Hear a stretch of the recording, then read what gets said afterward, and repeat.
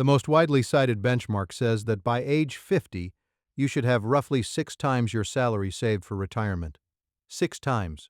So if you earn $85,000 a year, that benchmark says you should be sitting on about $510,000 by 50. If you earn $120,000, it says $720,000. That's the target the financial world holds up. And now let me tell you where people actually are, because the gap is going to shock you. The typical 50-year-old in America, the median saver, the person standing right in the middle of everyone, has about $68,000 in their 401k and around $115,000 when you count all their retirement accounts together. So, against that 6 times salary benchmark, the typical 50-year-old is sitting at somewhere between 15 and 20% of the target, not 80%, not half, a fraction. If you just did that math in your head and felt your stomach drop, if you're at 50 or near it, and you're nowhere near 6 times your salary, I want you to take a breath, because here is the truth this video is really about. At 50, that benchmark is a checkpoint, not a verdict. It tells you where you are. It does not tell you where you're going to end up. And the distance between those two things at 50 is enormous, because you have something at 50 that you will never have again in quite the same way. Real income, and enough time left for it to matter. 50 is not the end of the race. In a lot of ways, it's the moment the most important part of the race begins. So here's what I'm going to do today. First, I'll explain where that 6 times number comes from and what it really means, so you can judge it honestly instead of just fearing it. Then I'll show you where you truly stand, the real data on what people your age have, so you can see yourself clearly and without shame. Then I'll show you how to find your own number, because a generic multiple isn't your answer. And most importantly, I'll show you exactly why 50 is the single most powerful savings window of your entire life, and the specific plan to use it, because whether you're right on track or badly behind, what you do in this next decade matters more than everything that came before it. Let me give you a couple to follow. Call them Mark and Susan, both 50, a combined income of about $120,000, and a retirement balance that's given them more than a few sleepless nights. By the end, they'll know exactly where they stand and exactly what to do, and so will you. Let me start with that benchmark, because you should understand it before you let it scare you. Where does 6 times your salary by 50 actually come from? It's part of a framework built by the financial company Fidelity, and it lays out checkpoints across your whole life. About 1 times your salary saved by 30, 3 times by 40, 6 times by 50, 8 times by 60, and 10 times by the time you retire at 67. It's a rough map of what staying on pace looks like, but here's what you need to know about that map. It's built on a specific set of assumptions, and if those assumptions don't match your life, neither does the number. It assumes you retire at 67. It assumes you save about 15% of your income every year along the way. It assumes Social Security will cover a good chunk of your retirement, and that your savings only need to cover the rest. And it assumes you want to roughly maintain your current lifestyle. Change any of those, and your real target moves. Someone who plans to retire later, or spend less, or who'll have a pension, needs a very different number than the benchmark spits out. So treat that 6 times figure as a useful yardstick, a way to gut check whether you're roughly on pace, but not as a personalized verdict on your future. It's a guide, not a judge. And since this is a Where Do You Stand video, let me give you the full ladder so you can place yourself at any age, not just 50. The rough checkpoints are about 1 times your salary saved by 30, 2 times by 35, 3 times by 40, 4 times by 45, 6 times by 50, 7 times by 55, 8 times by 60, and 10 times by the time you retire at 67. Notice the jump from 4 times at 45 to 6 times at 50. 2 full years of salary in just 5 years. That's not an accident. It reflects the fact that your 50s are meant to be your heaviest saving years, when income peaks and expenses ease. So if you feel the pace steepening right around now, that's by design. One question always comes up here. What actually counts toward these numbers? Count everything earmarked for retirement, your 401k, your IRAs, your Roth accounts, any old pensions and money in regular investment accounts you intend to live on. What you generally don't count is the equity in the home you live in, since you need somewhere to live, and your everyday emergency cash. A paid-off house helps your retirement enormously by lowering what you need. but it's not part of the savings number itself. So when you add up where you stand, tally the money that will actually generate your retirement income. Now let me show you where people really stand, because I think the truth here is going to make you feel a lot less alone. We said the median 50-year-old has about $68,000 in their 401k. Now, you'll sometimes see a bigger, friendlier sounding number thrown around. The average balance for this age group is closer to $188,000. So, which is it? Here's the key, and it matters. The average is misleading because a small number of very wealthy savers pull it way up. When you line everyone up from least to most saved, the person standing at the 90% mark has over $450,000, more than 6 times what the median person has. A handful of big accounts at the top drag the average up and make everyone else feel even further behind. The median, the true middle, is the honest number, and the honest number is that the typical person at 50 is well short of the benchmark. And it gets more human than that. Only about 2/3 of people even capture their full employer match, free money left on the table. Across the whole workforce, only about 1/3 of workers are meaningfully building a retirement balance at all. So if you're at 50 feeling behind, understand this clearly. You are not the exception. You are the majority. Being behind at 50 is not a personal failure or a rare catastrophe. It is the statistical norm in this country, for all sorts of reasons. Raising kids, job losses, the Great Recession, stagnant wages, life. So let go of the shame, because shame just keeps you frozen. What matters now is not how you got here. It's the fact that you still have a powerful move to make.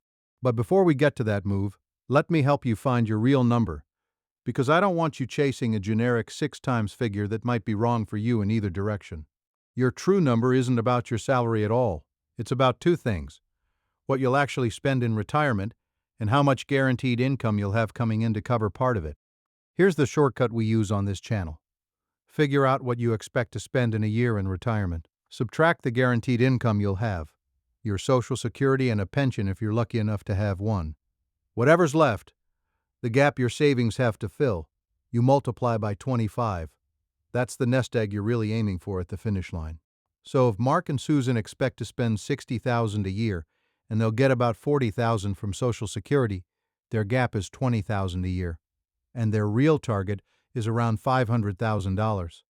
Not some scary million, and not necessarily the 6 times salary figure either. Now, that's the target for retirement day, at 65 or 67. At 50, you're at the checkpoint.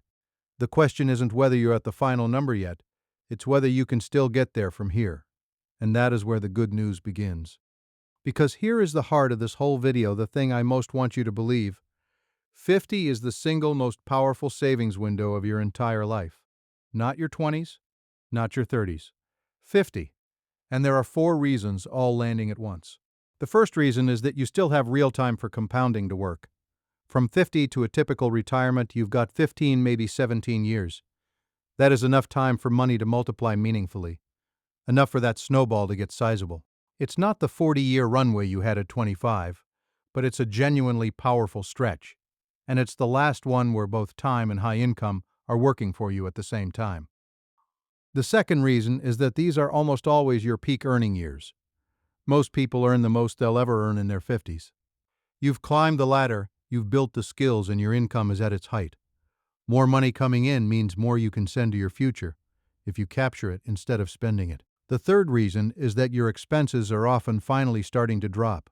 Around 50, the kids are becoming independent, and for many people the mortgage is further along or in sight of the finish. So the gap between what you earn and what you truly need, that gap that funds your savings, is opening up wider than it's ever been. That freed up money is rocket fuel, if you point it at retirement instead of letting it drift into a bigger lifestyle.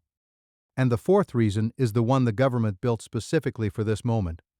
At 50, you unlock the ability to save dramatically more in your retirement accounts.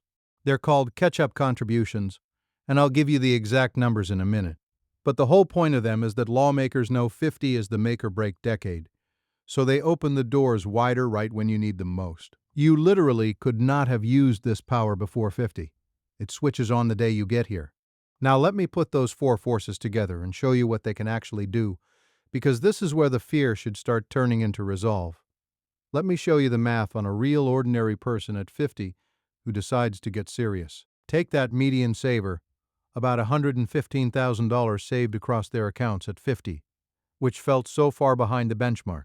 Now say over the next 15 years, they buckle down and save $25,000 a year, which, with catch-up contributions and a lifestyle that's freeing up, is absolutely doable for a solid middle-income earner. What does that turn into by 65?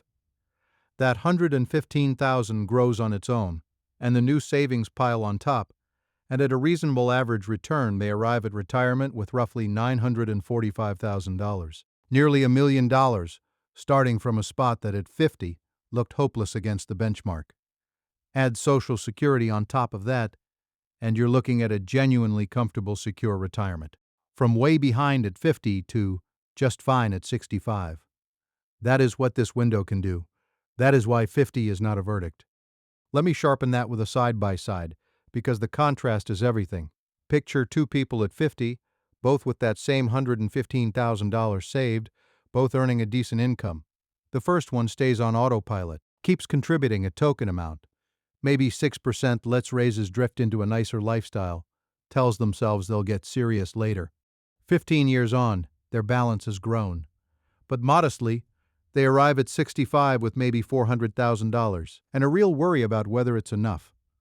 The second person does exactly what we described, turns on the catch-up contributions, redirects the raises, saves $25,000 a year, same starting balance, same income, same 15 years, but they arrive at 65 with around $945,000. That's more than double from the identical starting point. The gap between those two futures wasn't luck, and it wasn't a lottery ticket. It was a decision made at 50 about what to do with money that was flowing through their hands either way. That decision is sitting in front of you right now. So let me give you the actual plan, the specific levers to pull to close your gap, in order of power. Lever 1, capture your full employer match today if you aren't already. This is the free money we talked about. If your company matches your contributions and you're not putting in enough to grab all of it, you are turning down a raise. It's an instant, guaranteed return that nothing else on this list can beat. 2/3 of people get their full match. Be in that group. This is always the first move. Lever 2, use your catch-up contributions. This is the superpower that just switched on. Here are the real 2026 numbers. A worker under 50 can put $24,500 into their 401k. But the moment you hit 50, you can add $8,000 more, for a total of $32,500 a year. And here's the part that stuns people. From ages 60 to 63, there's a special super catch-up that lets you put in over $35,000 in a single year. On top of that, you can add $7,500 to an IRA, plus another $1,100 once you're 50. These limits exist for exactly your situation, and the math is striking. Every extra $10,000 a year you manage to save from 50 to 65 becomes about $250,000 by retirement. So closing your gap isn't a fantasy, it's a series of very concrete contribution increases, and this is the decade you're allowed to make them biggest. And let me make it concrete in monthly terms, because $32,000 a year can sound abstract. Maxing that catch-up 401k is about $2,700 a month. That's a big number, I know, but you rarely have to hit the very top. Saving even $1,500 a month from 50 to 65 at a reasonable return grows to roughly $500,000 on its own. $1,000 a month becomes around $330,000. So the exercise is simple. Look at what you can free up each month as the kids launch and the raises land. Push your contribution up by that amount, and watch what it becomes. You don't have to find the whole $32,000 overnight. You just have to keep ratcheting the number up, month after month, in the one decade where it counts the most. Lever 3. Turn your rising income and falling expenses into savings automatically. As the kids launch and raises come in, that freed up money is the difference between catching up and not. The trick is to grab it before it turns into a fancier lifestyle. Every raise, every time a big expense ends, a car paid off, the last tuition check written, immediately redirect that money into your retirement account, on autopilot, before you ever get used to spending it. This is how ordinary earners build extraordinary catch-up momentum in their 50s. They capture the windfalls instead of absorbing them. Lever 4. Attack high-interest debt and the mortgage. You can't build a secure retirement on top of expensive credit card debt. So if you have it, killing it is one of the best guaranteed returns available. And getting the mortgage paid off or close to it by retirement is something powerful we've discussed before. It lowers the number you need saved because a paid-off house dramatically cuts what it costs you to live. Lowering the target is just as valuable as growing the savings. And lever 5, know that you have 2 more levers at the finish line, if you need them. Working a little longer and delaying Social Security. If you reach your early 60s and you're still a bit short, working even 2 or 3 more years, or waiting to claim Social Security until 70, can each add enormous security. Delaying Social Security alone can permanently raise your guaranteed income by thousands of dollars a year. These aren't failures. They're powerful, legitimate tools, and knowing they're there should take some of the fear out of the number today. Now let me help you find yourself in all this, because the right move depends on where you actually stand at 50. Let me give you 4 quick situations. If you're at or above that 6-time salary benchmark, congratulations, you're truly ahead and better off than the vast majority. Your job now isn't heroics. It's to keep steady, capture every match and catch-up dollar, avoid lifestyle creep, and start thinking about the smart tax moves for the years ahead. Don't get complacent, but do sleep well. If you're somewhat behind, say you've got a couple of times your salary saved, not 6, you're in very common company and you're in great shape to catch up. Max those catch-up contributions, redirect your raises and freed-up expenses, and you can close most or all of the gap in this decade. This video is your green light to get aggressive, starting now. If you're badly behind, a small balance or almost nothing at 50, I know that's frightening, but hear me, you have more power than you think. Between the catch-up limits, your peak earnings, falling expenses, 15 years of growth in those finish line levers of working a bit longer and maximizing Social Security, you can still build a real, dignified retirement. Remember that median saver who reached nearly $1 million from a modest start. Your job is to start saving the maximum you possibly can, immediately, and to get help building the plan. Behind is not doomed. Behind at 50, with a decade of focused effort ahead, is still very much a winnable game. And you don't have to hit some heroic number to change your life. Even getting from a small balance to a few $100,000 by 65, layered on top of Social Security, is the difference between a retirement of constant fear and one of real security. Every single dollar you save in this decade is working harder for you than a dollar saved at any other age, because it's arriving right when income is highest and there's still time to grow. So the size of where you start matters far less than the seriousness of what you do next. And if you have nothing saved and a low income, please know your foundation is Social Security, which is designed to replace a larger share of income for lower earners, and there are additional supports and credits, like the Saver's Credit, meant to help you. Save what you can, capture any match, and talk to someone about the full picture, because even here, there are moves that matter. Before I give you the honest caveats, let me name the 4 mistakes that do the most damage at 50, because sidestepping them is half the battle. Mistake 1, freezing in shame, deciding you're too far behind to bother, so you do nothing, which is the only choice that actually guarantees failure. Mistake 2, leaving employer match on the table while telling yourself you can't afford to save. The match is free money, and it always comes first. Mistake 3, letting lifestyle creep eat your peak earning years so that raises and paid-off expenses vanish into a bigger life instead of your future. And mistake 4, raiding your retirement accounts, taking a 401k loan or an early withdrawal right in the decade when that money needs to be compounding hardest. A quarter of Gen X savers have a loan against their 401k, and it's costing them dearly. Steer around those 4, and you've cleared the biggest obstacles between you and a secure retirement. Now let me be honest and careful with you, the way I always try to be. These benchmarks and balances are 2026 figures, and they shift over time. So treat them as a snapshot. The 6-time salary rule is a broad guideline built on assumptions that may not be yours. Your real target depends on your spending, your income, your health, whether you have a pension, and when you plan to retire. The returns I used in the examples are reasonable long-term averages, not guarantees. Some years the market drops, and that's part of the deal. And this is a wonderful moment right at 50, with a catch-up window opening, to sit down with a fee-only financial planner, one who charges for their time and doesn't sell products, and build a real personalized plan for the most important savings decade of your life. That one meeting could be worth a fortune to your future. Let me close Mark and Susan's story since they've been with us the whole way.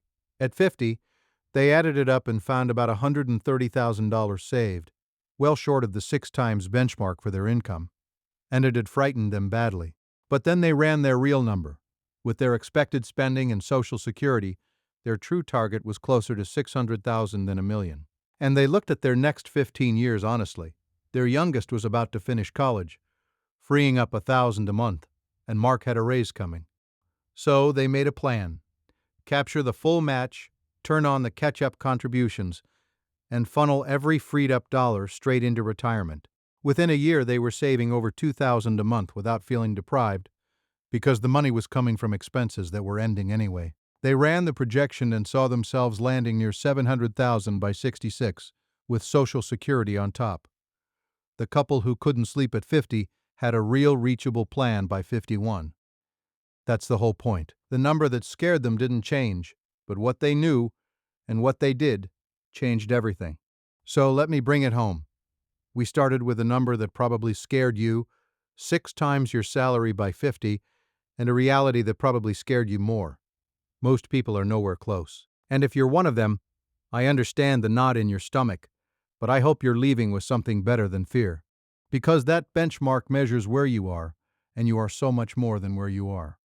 You are also everything you're about to do, and at 50, what you're about to do is the most powerful financial stretch of your entire life.